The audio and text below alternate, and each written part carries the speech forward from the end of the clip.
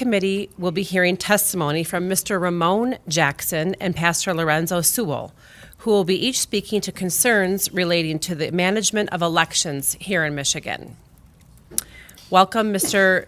Jackson and Pastor Sewell. Please come forward to the testimony table and begin when you are ready.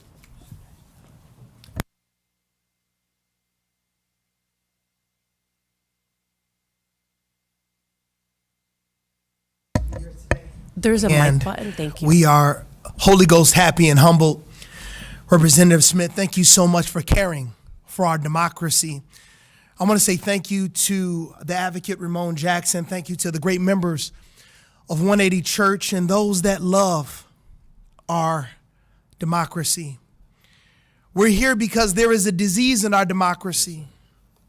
We're here because Dr. Martin Luther King said, "Who knows the longings and the aspirations of the people more than the preacher?" That the preacher should be like a type of Amos, that when the Lord speaks, who can but prophesy? Again, like Amos, that righteousness needs to roll like water, and justice like a mighty stream. That's why we've traveled from Detroit today. Detroit is the largest voting bloc in the state of Michigan, and it has been poisoned. Yes, sir. And today we have the proof. It's the people who are the proof.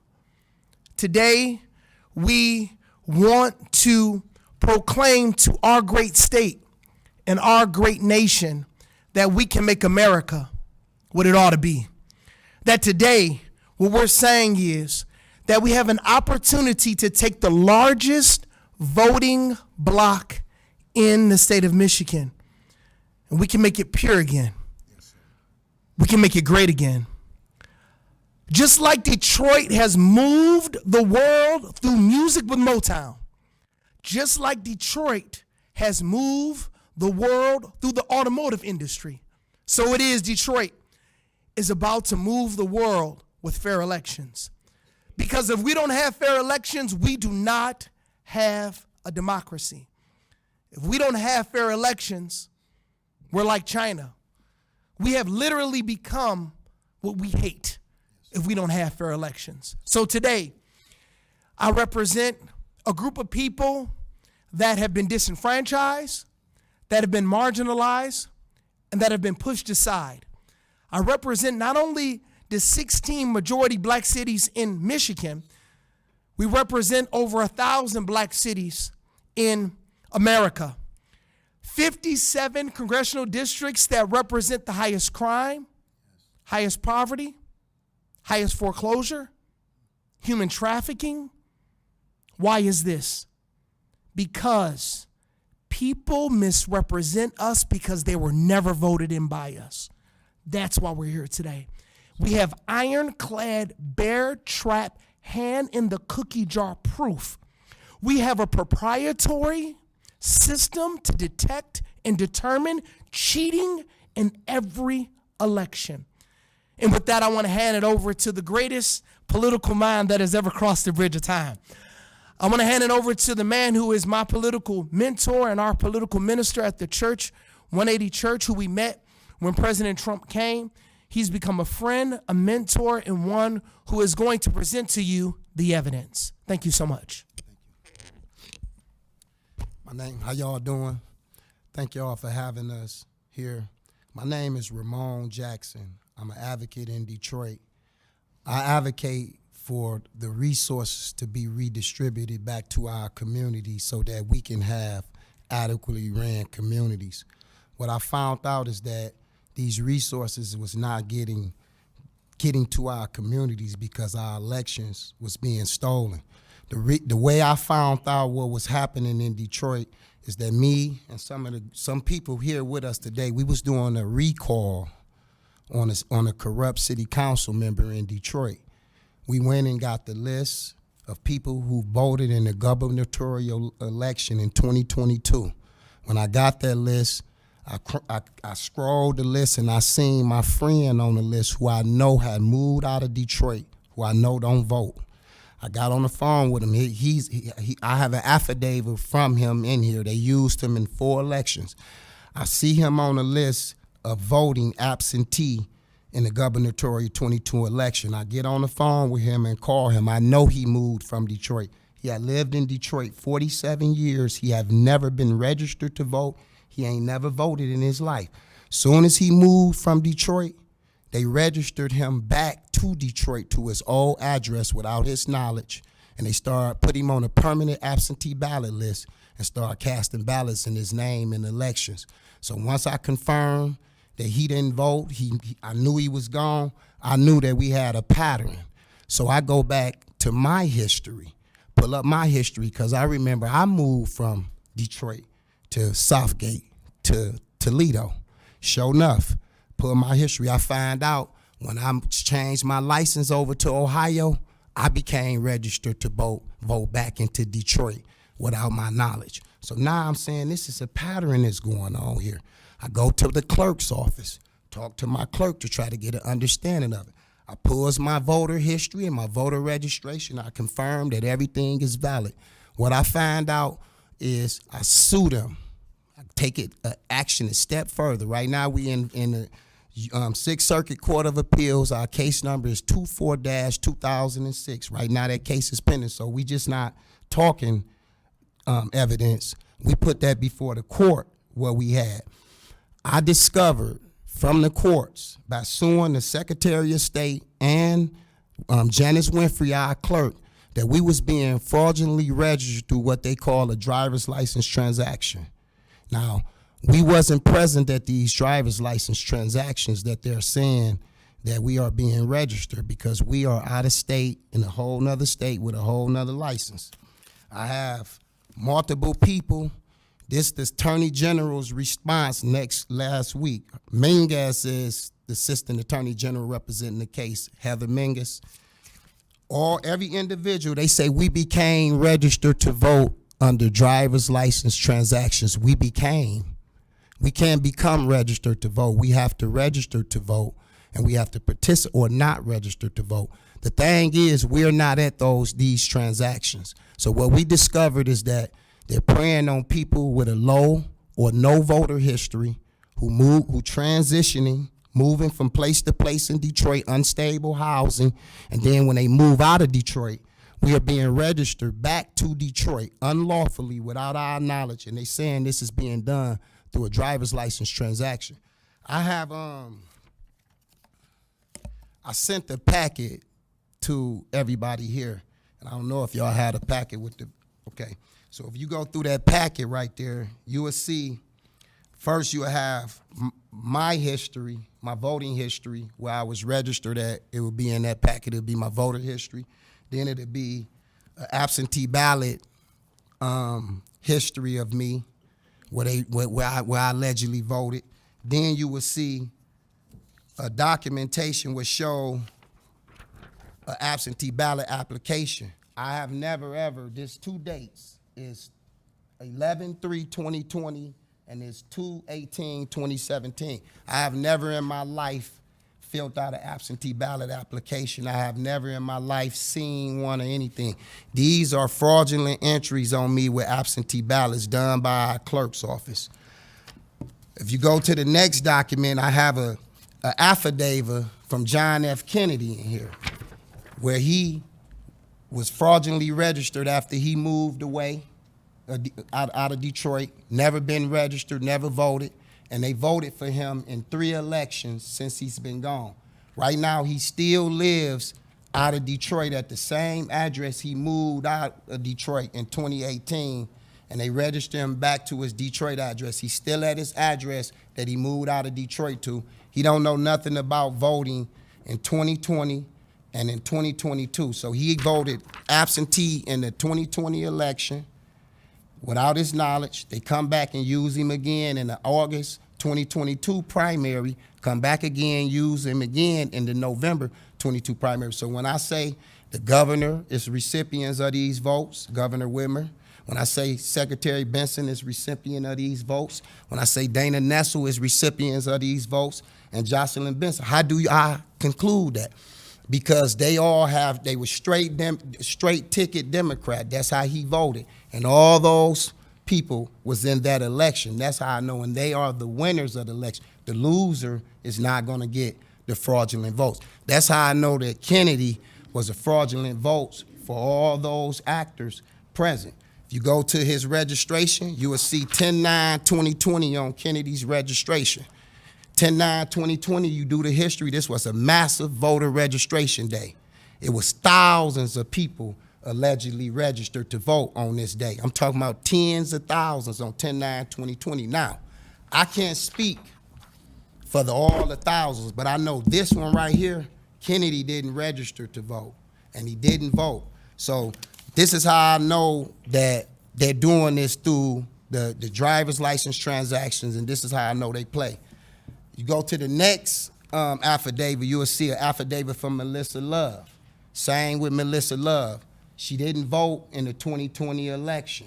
They used her. Melissa Love haven't voted in years. That's why they preyed on her. She moves around, so she fits the pattern. Unstable or constant transition or moving out of the state. This is the class of people that's being targeted.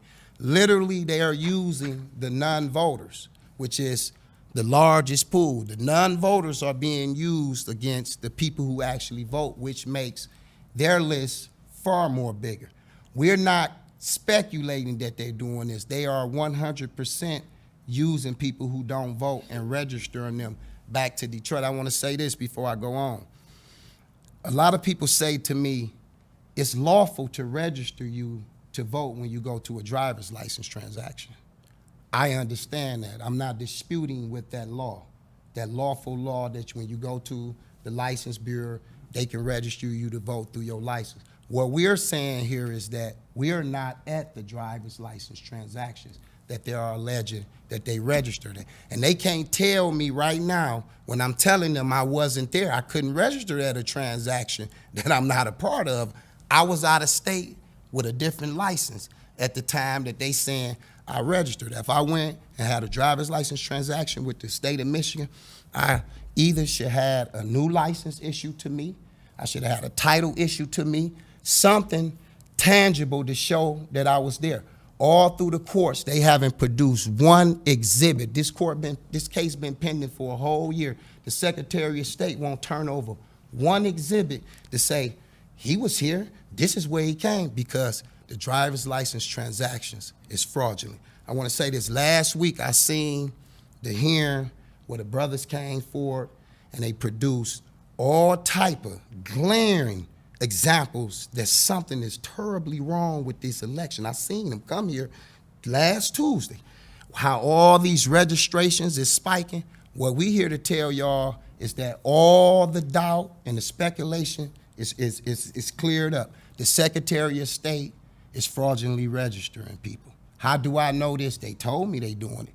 Only people that can do a driver's license transaction are the Secretary of State. It's the only people deal with driver's license. I don't go to nobody to deal with no driver's license. You can't go to nobody. So when they tell us that they doing it either through a driver's license transaction or a driver's license import, we know that to be the Secretary of State. This is Melissa Love's history. This is her voter history. So once we get the list from the clerk, we go a step further. We do check my vote first. Then we send the person actually to the clerk's office and get their voter history, so it's no doubt that it's true. The clerk provided to her. The clerk told them the same thing that was on Check My Vote, that they used her in the election. And as you see, she got one absentee ballot one absentee ballot vote off her history right here. She ain't never voted before 2020, and you're gonna see that present on this list. She never voted before 2020, showed up voting in the year 2020. Right here, this is affidavit from Sister Teresa Williams. She's present here now. In 2021, they took her in-person vote and flipped her in-person vote to an absentee vote. You see, run her history, you will see she got no absentee voting to 1 year. And I see that that's been a pattern. This next individual fit the same pattern. His name is Ishan Hill. Ishan Hill moved out of Detroit in 2006. 2014, they registered him back to Detroit. He moved to Monroe, Michigan. If you see He got 3 registrations at the same time. He registered to vote in Wayne County, Monroe County, and Lucas County at the same time. I talked to the Monroe County clerk, and I talked to the Lucas County clerk, as well as the Wayne County clerk. Ishon Hill became registered to vote in Lucas County May of 2020.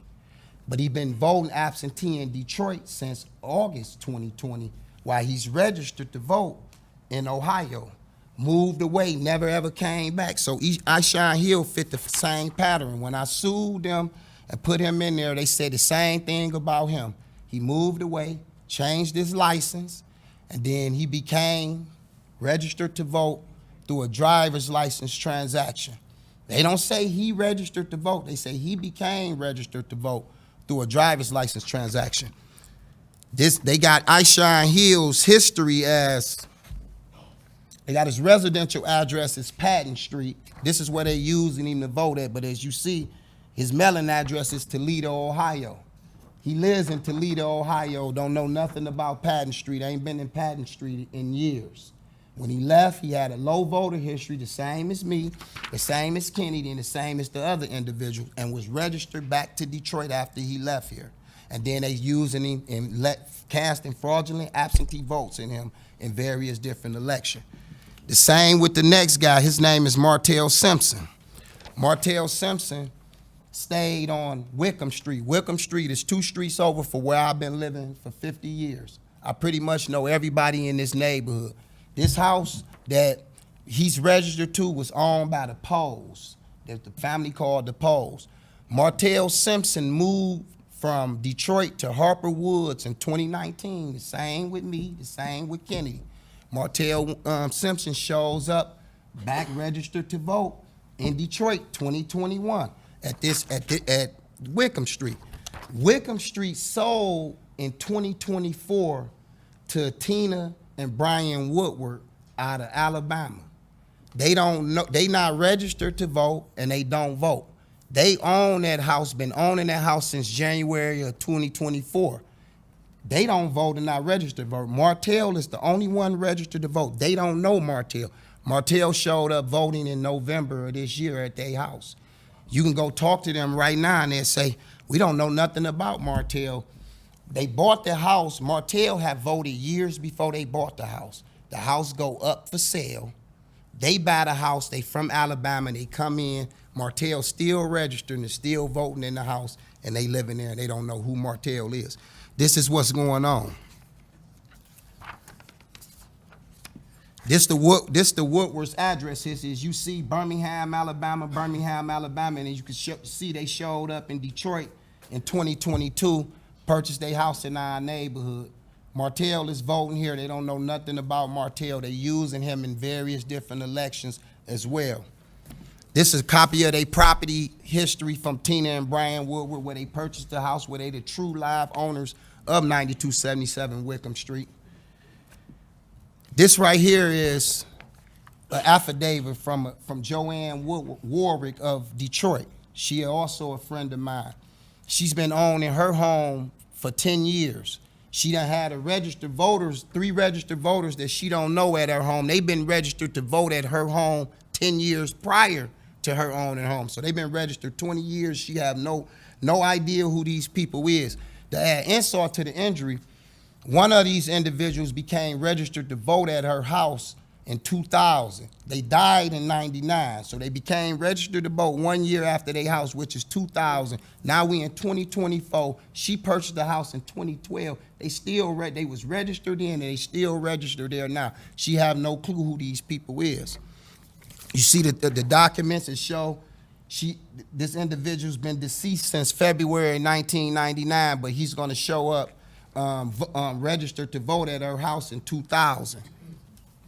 I got a document. This from Charles Miles. Miles is here with us now.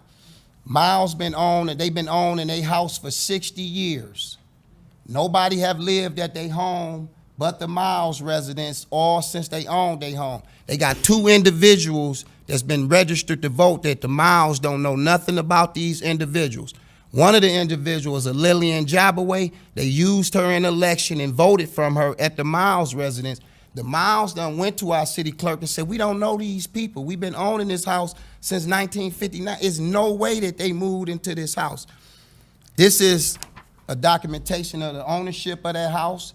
When we presented this, they acted like this document wasn't valid, and you can go to the property county lookup sheet and get these documents and see who the actual owner of these houses is. This is Lillian Jabberway's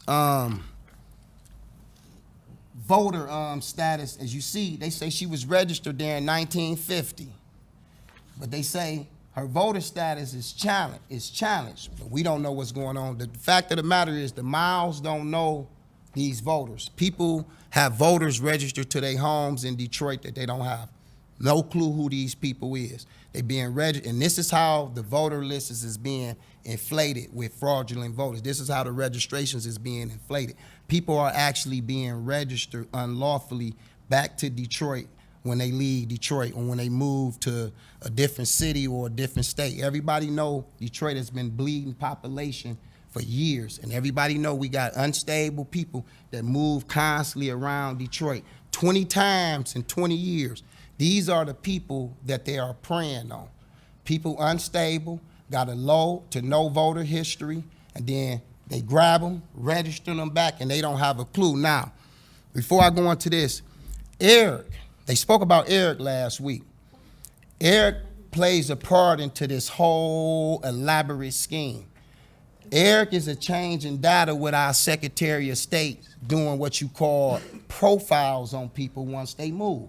If you look up Eric mission statement, Eric will tell you that we do this. When you move, we do profile on the person to see whether or not these people vote or not. What's their voter history? This is where the cheat sheet is coming from. Once Eric do a profile on the person who moved away, then and say this person ain't voted or they got a low history or never ever voted, that makes that person a prime candidate to be re-registered back to Detroit and then put on the rolls. Most of the people that I catch them doing this with, if I don't talk to them, they would never ever have a clue that this is going on, or they wouldn't even care that they doing this to them. Even when you tell them they're using you to cheat in election. And these are the individuals that they preying on. It's a class of individual. Everybody in Detroit this is not being done to. If you live in Detroit and you've been stable living in your house for years, even if you don't vote, they wouldn't mess with you. The pattern is low to no voter history, transitioning, constantly moving, or low, no voter history, moving to a different state. Let me say this to y'all. If y'all really serious about stopping cheating, Detroit is the epicenter. We have the 2024 list of everybody who they said voted in Detroit. We have the list from the clerk, which Pastor Sewell purchased the list. They gave us 195,000 people when they said 240-some thousand people voted. That don't prove cheating. It's suspicious of cheating, but it got to go a little further. We got the list also from the state, which 241,000 people on there. We can take that list, it's in our possession, and find all the fraud we need to stop the cheating going on. Detroit is carrying the Democrat candidates all the way, based on that being the largest voting bloc in the state. Mike Rogers lost 20,000 votes. Detroit gave Slockins 204,000 votes, 10 times what Mike Rogers lost. And most people in Detroit don't know who Slockins is. And if you pull that list, every 10 minutes you can catch a fraudulent vote. If y'all are really serious about stopping cheating going on, we can stop it with the major epic center of where it's going on at. I'm gonna say this. They don't want to work on Detroit. If Detroit was like 2,000 voters and we produced all this evidence, these documents, these affidavits of live people cheating, they'd come in. But to stop what's happening in Detroit, it will cripple the Democratic Party. It will cripple them because that's their stronghold right there. They got an automatic, the president getting an automatic 250,000 votes every time, the Democrat president. The governor, whoever the Democrat governor is, getting an automatic 160,000, 170,000 votes. And everybody running for the the state offices, the governorships over the colleges, from the attorney general, all of them getting this same voting block. So anybody running for office that's running against them, you automatically behind. Slockins didn't have to come and do one thing in Detroit. She automatically had the biggest voting block in the state. So if we really want to address cheating, we got all the evidence, we got proof. We got people who didn't vote, where they registering us to vote, and guess what? Y'all can send any type of donations or money to 180 Church, and we'll find however many y'all need to get this done. Because some people say we need more people to get it done. I say we got people. They say give us more. However many y'all need, we can find. That's how secure we is knowing what they doing. However many y'all need to find to get this done, we can find them with that list. It's about how serious y'all gonna be. Last thing is this. This was this is a list of, in the 2024 primary election in Detroit. These was absentee voters. We obtained a list of people that they had sent ballots to, that the ballots returned but still voted. So that raised our suspicions. So what we did was we obtained this list, and what we found out is that it was no way people was voting absentee because they never sent ballots or applications to the overseas address for them to return it. They actually listed that they sent the actual ballots to the Detroit addresses versus the overseas address, but a ballot was still cast and they not. It's no way they cast a ballot for a person in Germany when they sent the ballot to the west side on 7 Mile. There's no way that person voted from Germany. And it's right here, you can see Mary Elaine Beckman. She was voting out of a house that was full of immigrants. They couldn't even speak no English when we went to the house. No lie. They couldn't even talk to us in English. They was all living in this house. They didn't know no Mary Elaine Beckman. Now, we do understand that you do not have to live at that residence when you move overseas. The current residents do not have to know you. We understand all that. But the law also say that that must be your last address when you moved overseas. That wasn't her last address, and you must get the ballot sent to you overseas. There's no way you can vote when the ballot came to you in Detroit. The last case, well, this ain't the last one. This is, we call this a voter trap house. This 6830 Minnock Street. We call this a voter trap house. Voter trap house in urban term means a house where they deal in illicit votes, where they registering people here to vote. As you see, this is a picture of this house that's listed by Keller Wheelers for sale. It's listed for sale, but they got probably about 13 people registered to vote at this house listed for sale that's empty. The house sale, and I sue and put these people in a lawsuit before this house go listed for sale.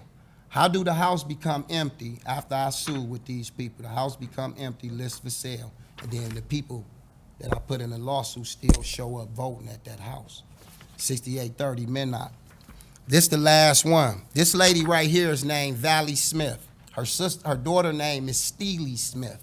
She got the same pattern as me, Kennedy, and everybody. Steely moved out of Detroit in 2012 to Texas. Valley reached out to me when she seen the work that I was doing. She said, I got a daughter.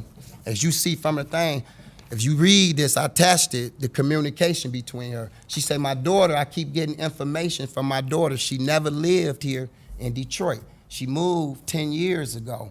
And I say, what's your daughter's name? I punches up her daughter, find out, same thing with me. Her daughter moved to Texas. They registered her daughter back to Detroit, put her on a verified surrender, because that's the status that your voter status go to when they find out you moved out of state. The Secretary of State move you to what you call a verified surrender. That means you verified your current Michigan license and you surrendered them for an out-of-state license. Every time they say we move to verified surrender, they say our status changed back through an absentee ballot application that we ain't present for. You look up Steely Smith, before 2020, Steely Smith never ever voted in her life. And she shows up voting in the 2020 election at a house in Detroit that her mother lived at, that her mother say she ain't never lived at. Say Valley never lived there. Valley is out of town in Texas. I sue them. The state of Michigan tells me that Valley is in Texas. Valley has an out-of-state license, and they did surrender her license, but she allegedly got it transferred back. Her status got transferred back based on an absentee ballot application. So, last but not least, this another one of individuals from Detroit, same pattern. Switched his in-person vote to an absentee vote. Affidavit from him, I ain't never ever voted absentee. Same election. Now, why is they switching in-person votes to absentee votes?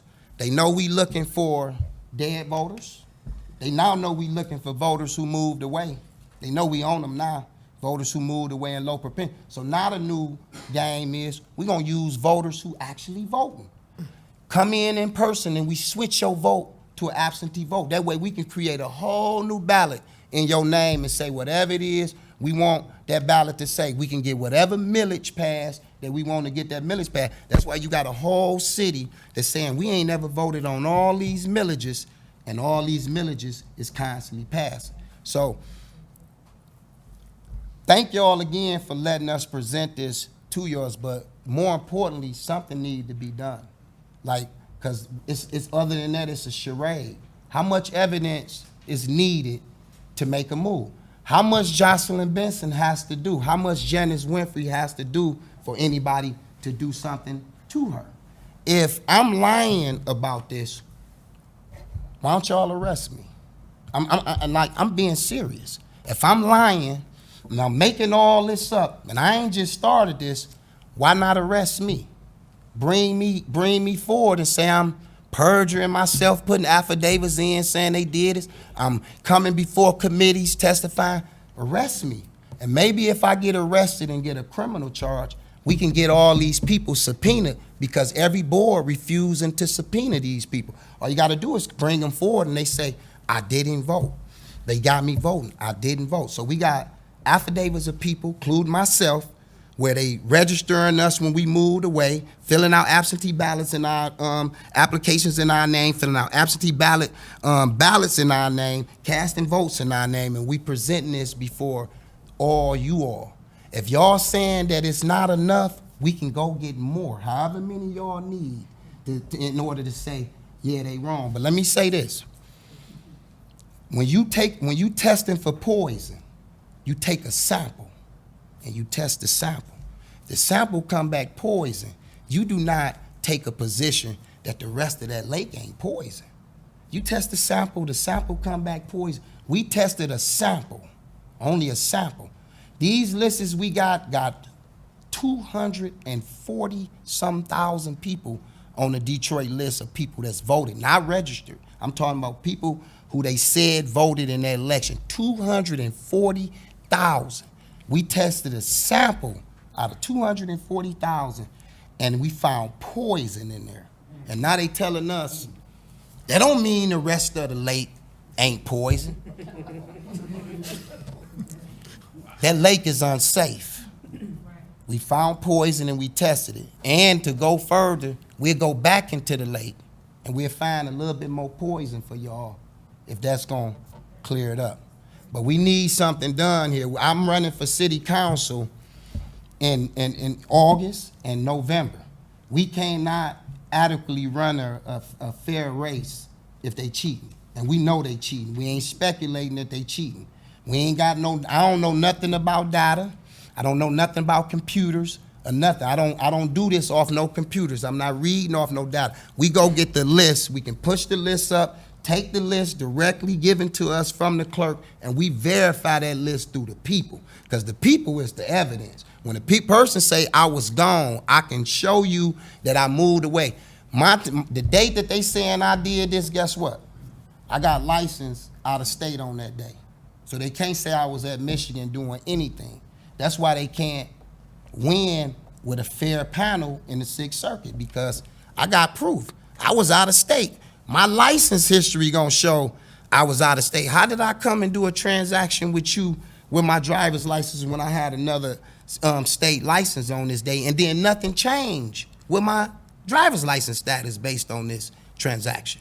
So the proof is here. We hoping that y'all take this. These people come here from Detroit. They all want fair elections. You have Democrats, Republicans, Christians, Muslims, everything here. This lady right here is my sister. She been losing as a city council member by 40 votes. 40 votes. And we looking around and we saying, who keep voting for these people? How our community keep trying to install a city council member in, and then they keep just coming through, putting these people in. One of them get indicted for corruption, that they cheat with her. They bring another one in. He beat her out. All by 40 votes. We scratching our head like, what is really going on? First, we blaming our community because we thinking that they stupid. Like, seriously. I thought my community was stupid till I found out they was cheating in the elections. I blamed them. I was mad at them. I was upset with them. I blamed them. I say, oh, man. Then I found out, no, we've been voting for righteous people. They just been cheating us through these various different methods. I want to say this and then I leave. Last week, them brothers came forward and they gave all that data that something is wrong. And I seen it. I watched it. I watched the two come Tuesday. Now here it is, we come right back this Tuesday, and we coincides with what they're saying. They saying these registrations is spiking.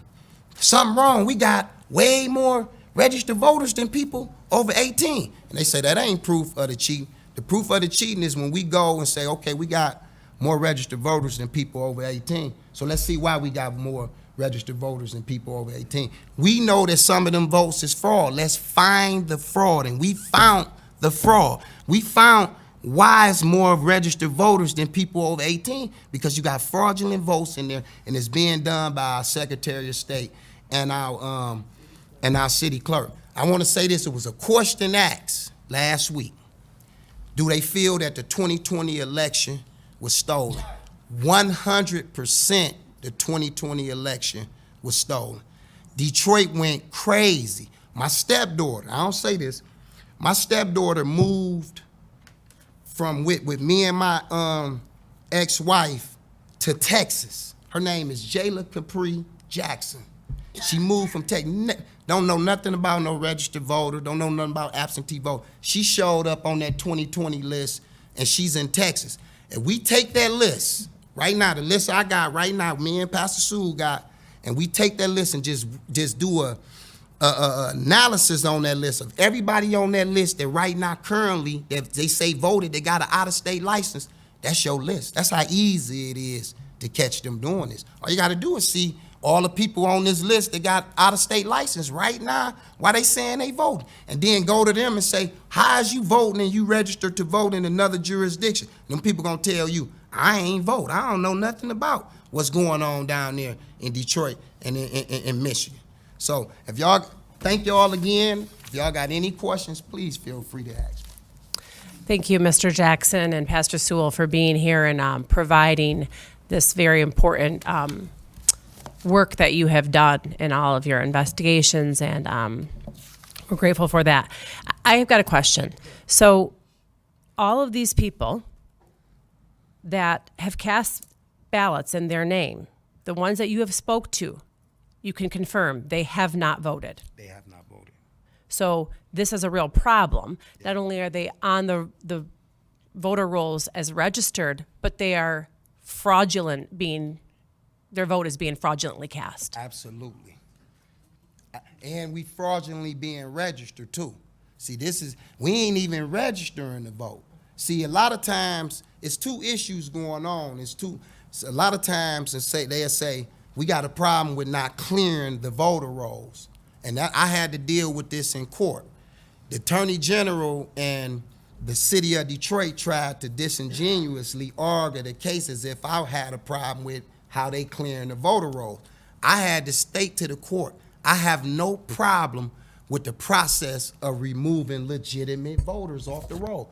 Our problem is total contrast to that. They are putting us on the rolls after we move it. That's total fraud. One of them can be derelict of duty, and we being we giving them a little bit, saying it's a derelict of duty, keeping people on the voter rolls for 20 years. But the problem is we can't explain, or we can't go into their intent, why they not removing people out the voter roll. And that's why we can't win in court. But we can go on their intent with you taking people who moved away, that you know ain't registered to vote, and you putting them on the voter roll. That's fraud, and that's a crime. It's a 4-year, we arguing this. They told me I ain't got standing. They ain't say that they didn't do this to us. That's not what they saying in court. They not saying you don't know what you're talking about, Mr. Jackson. We not doing this. That's not what the Attorney General is saying. That's not what this. So anybody who got doubt, that's not what they're saying. Attorney General is not saying this is not true. They saying, who is you to sue? Who are you? How was you affected different than the other people in Detroit? That's what they're saying in order to maintain a lawsuit. I'm saying to them is that we are a different class of people. We identified the class of people. Low, no voter turnout, transitioning people, or unstable housing, moving constantly around, and then move out, and then that's a whole different class of people that they're targeting to do this in this nefarious plot. So I want to leave a few moments of time for questions on the committee. So, Rep. Colazar. Thank you, Madam Chair. I have a couple questions with your permission. Yes. First question is, you had mentioned that you knew that a lot of these alleged illegal votes were going to Democratic candidates, saying they voted straight ticket Democratic Party. Sir, voting is secret ballot, so how could you possibly know that? I know that based on who won. A cheated vote won't go to a loser. If you cheated a vote and a person lost, it don't make logical sense that if the Democrat won, that's who got the cheated vote. Because if you got a Democrat and a Republican running for office, running for a seat, and we catch cheating in that election, how do we know who got the vote? The one who won, the Democrat. That's how I know. Okay, which election are you referring to? Which election? Well, you said there's a few of them. It was the last one, the 2022 Democrat didn't win at election, the presidential level. the 2024 election. Which one are you asking me I'm about? trying to figure out which one you're telling me is, I guess, my question. I told you about the 2021. I told you about the 2020 election that was fraudulent votes.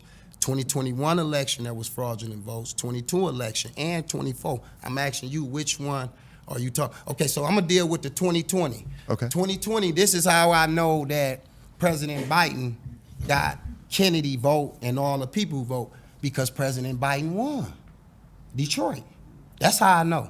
Here it is. He got 240,000 votes, and President Trump got 12,000 votes. Now, logically, he the loser and he got the fraudulent vote. That's how I can determine who got the vote based on the winner. Okay, well, I guess that leads me to my next question. You had mentioned that 246,000 people voted and there's only 195,000 registered, correct? No, that's not what I said. That's what you said. You said there was 195,000 eligible votes, but 246,000 I said they voted. gave us I said they gave us a list. I said he obtained the list of people who voted in that election.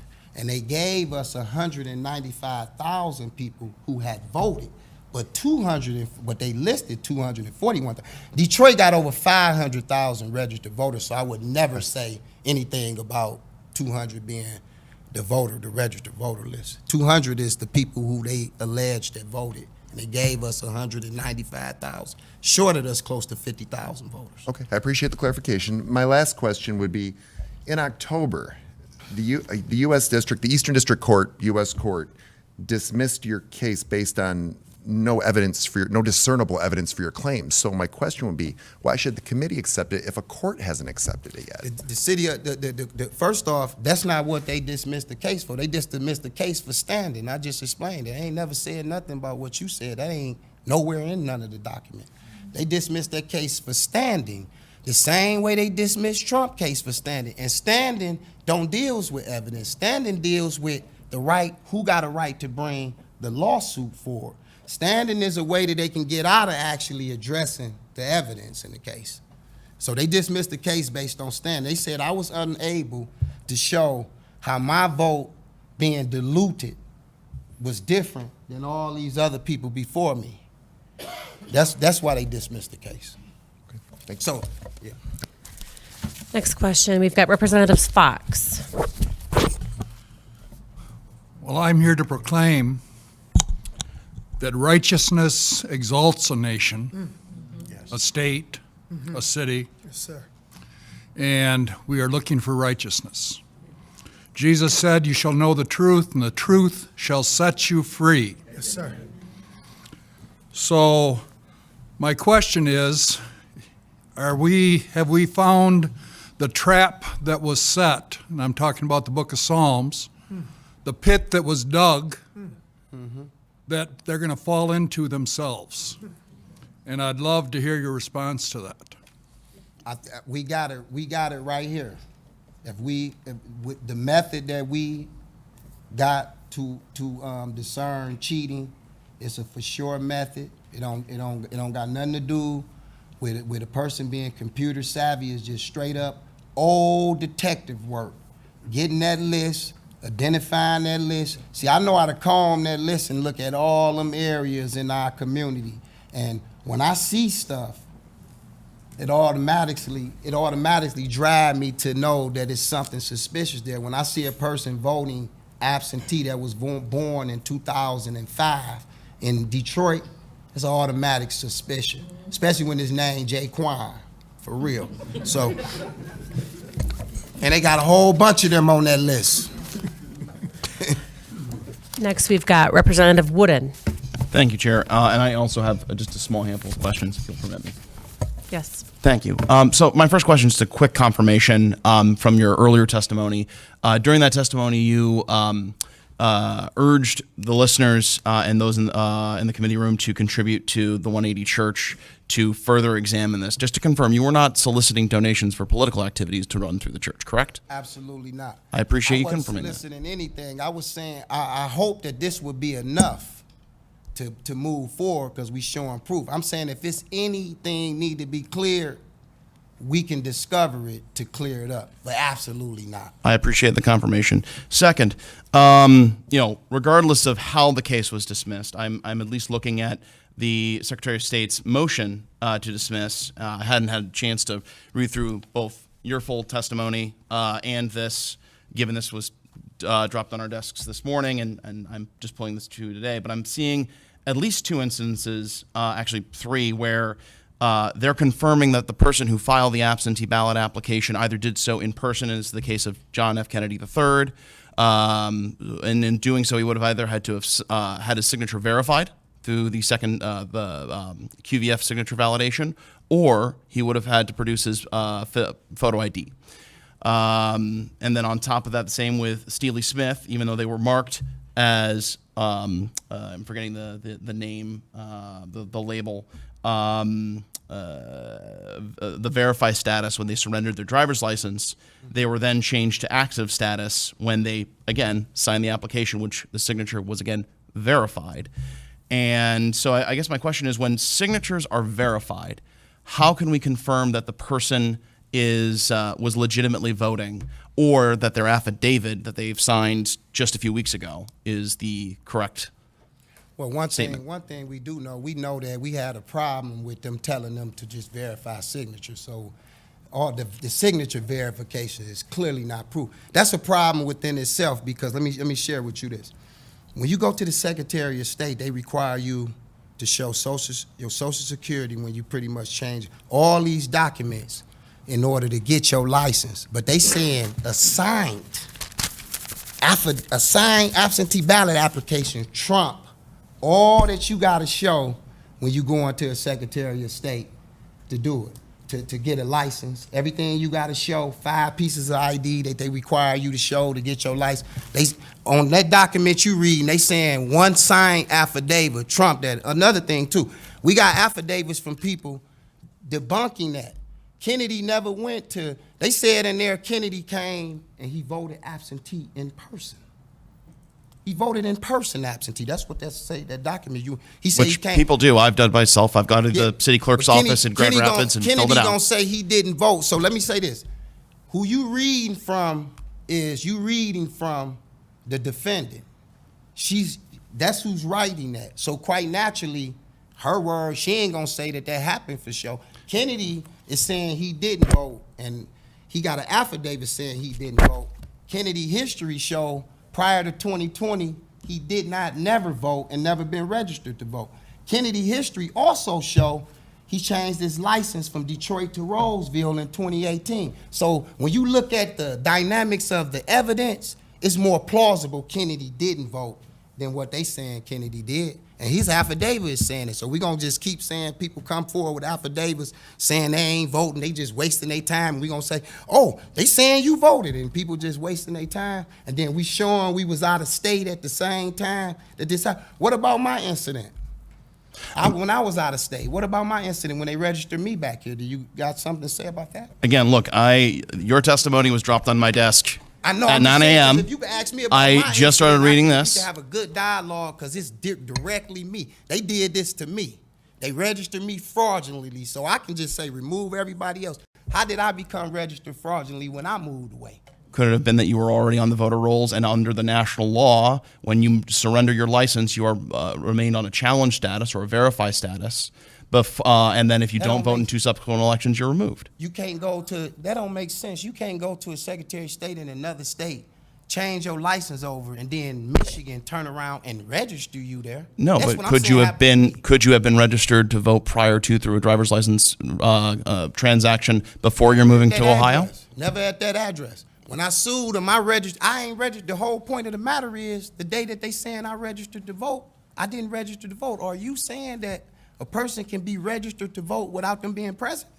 No, I'm merely suggesting that I am merely suggesting here that through the motion to dismiss, they are citing instances where not their signature on their affidavit, but their signature on their absent voter application was verified with the signature they do have on file with the QVF. That is the quality check to ensure someone does in fact vote absentee accurately. And they have 2 incidences that I'm seeing here through my brief review of it that those were verified. And so I'm merely asking the question, when we have a previous record showing that their signature was verified through the QVF when they did sign an absent voter application versus an affidavit signed 5 years later, which one should I be weighing more? You should believe the person who's saying, that's a person who's caught saying that. This is a person who was victimized saying they didn't do that. So quite naturally, that's like the bank robber saying, I ain't robbed the bank, and you got all the evidence there. Quite naturally, bank robber gonna say he ain't robbed the bank. You listening to the bank robber. I'm talking about the person who was victimized with an affidavit saying I ain't vote there. So who are we gonna believe? The person who caught hand in a snare saying he did this? Of course the Secretary of State gonna say that they did that because they don't want to say that they doing this unlawfully to people. But why would people be coming forward who moved away, signing affidavits saying they voted? And then ask yourself this. That was a presidential election. Kennedy didn't have to move to Roseville to vote for the president in Detroit. He could have voted for the president in Roseville. He didn't have to do that in Detroit. And you know what they saying right now? They saying Kennedy still is temporarily away from Roseville since 2018. That's what they saying about him right now. He's still away from Roseville. Bring Kennedy forward and let Kennedy tell you, I didn't vote. I never voted in my life. 2020, I was 48 years old. I had never ever been registered to vote in my life. So, I've got one final question. I'm curious if you have spoke to Secretary Benson about any of this and provided this information to her office. yes, I met with one of the chief investigators in the Austin building probably earlier this. We sat down for 2 hours, and it's really once this evidence is presented, you know, they can't come back and tell us that we actually did this. They just stop responding. I calls Attorney General, tell her that Kennedy want to talk to her. He didn't vote for her, and he come talk to him at least. Just come talk to him. He'll tell you, hey, I ain't vote for none of y'all. I don't know y'all. Come, they don't want to talk to him. They don't want to do nothing no more. They really literally running and hiding now. Well, I want to thank you, Mr. Jackson and Pastor Lorenzo, for your time today and coming forth with your findings. And I think it's safe to say there's a work that needs to be done in our qualified voter rolls and getting those cleaned up. With the last several weeks that we've had, with testimony before this committee, that's pretty apparent. But I also think that we can agree that we all want to have free and fair and secure elections. So it is extremely important that we do this work of looking into and doing what we can as a committee to ensure that our qualified voter files are clean and accurate. That is a goal that I have within this committee. And thank you very much for your time once again and for the work that you are doing. So there being no further business before the committee will stand adjourned.